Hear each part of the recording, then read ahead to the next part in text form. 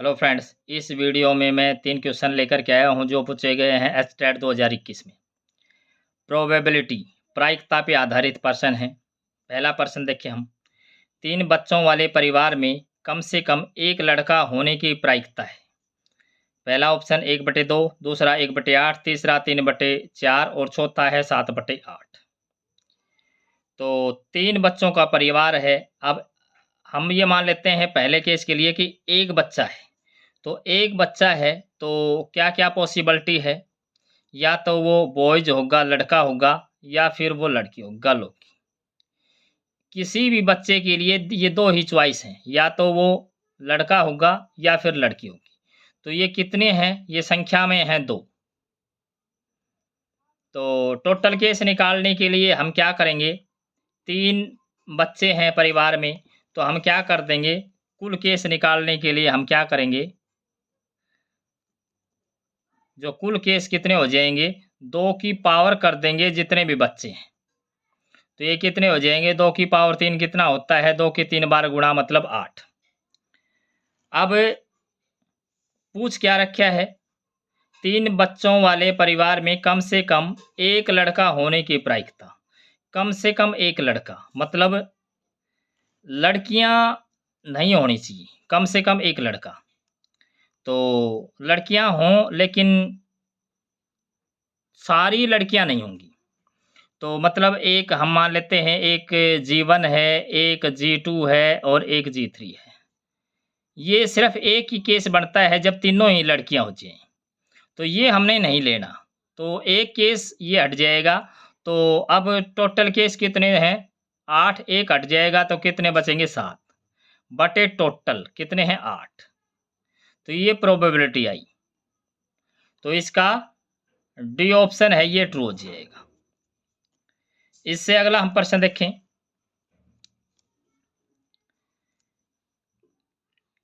ए की लक्ष्य को भेदने की प्रायिकता 4/5 है तथा बी की उसी लक्ष्य को भेदने की प्रायिकता 3/4 है।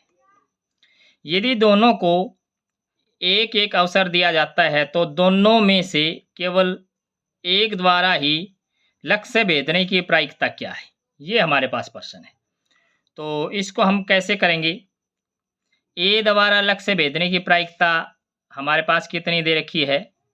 पी ए हम मान लें इसको। तो ये हमारे पास है 4/5। और बी के द्वारा लक्ष्य भेदने की प्रायिकता क्या है?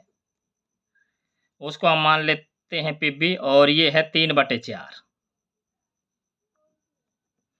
अब ए के द्वारा लक्ष्य न भेदने की प्रायिकता, तो उसको हम ए बार से लिखेंगे। और वो क्या करते हैं? न भेदने की टोटल मतलब एक में से घटा देंगे 4/5। भेदने की प्रायिकता को घटा देंगे तो न भेदने की प्रायिकता आ जाएगी। तो ये हमारे पास क्या आया? 1/5। ऐसे ही बी के लक्ष्य को न भेदने की प्रायिकता, तो एक में से पी बी घटा देंगे तो 3/4 घटा देंगे। तो ये आया 1/4। अब क्वेश्चन क्या है कि दोनों में से केवल एक के द्वारा, तो इसका मतलब क्या है? प्रोबेबिलिटी हमने निकालनी है। वो पी ई कह दें हम इसको। तो इसमें क्या है कि जब ए लक्ष्य भेदता है तो बी नहीं भेद देगा। फिर अगर बी भेदता है तो ए नहीं भेद देगा। ये प्रायिकता निकालनी है। तो इसको हम सोल्व करें। पी ए कितना है? पी से ए है 4/5। तो ये हमारे पास 4/5 गुणा में पी बी बार, तो ये हमारे पास क्या है?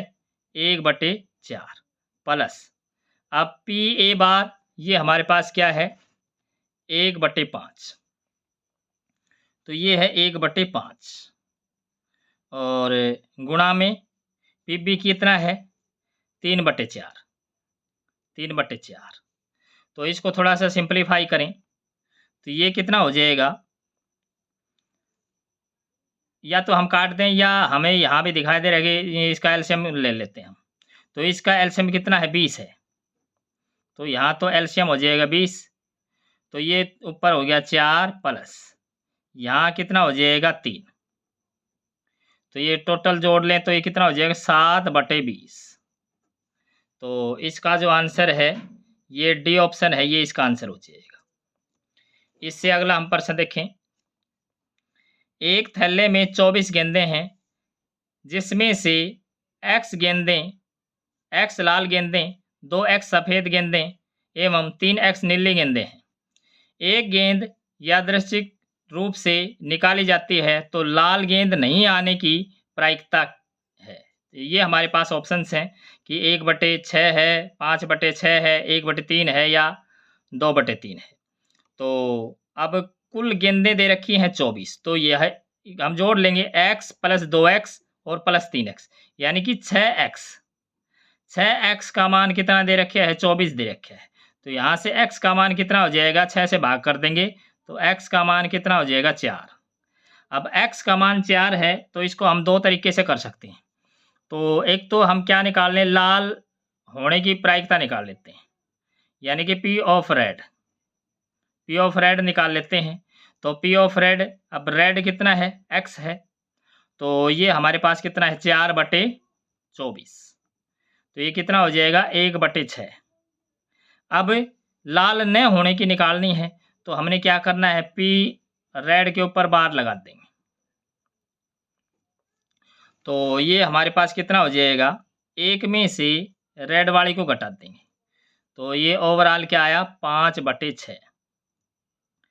तो इसका जो आंसर है ये बी ऑप्शन इसका आंसर हो जाएगा। इसको दूसरे तरीके से भी कर सकते हैं कि हम सीधा ही लाल को छोड़ करके इनको ले लें सीधा। जैसे हम यहाँ पे सफ़ेद कितना है 2x है और नीली कितनी है 3x, तो 2x और 3x कितनी हो जाएंगे 5x। तो 5x और बटे में 24, तो 5x का मान हमारे पास कितना है 4 और बटे में 24। तो 4 से काट देंगे, 4 × 24। तो इस प्रकार से भी हम इसको निकाल सकते हैं। वही आंसर आया है 5/6।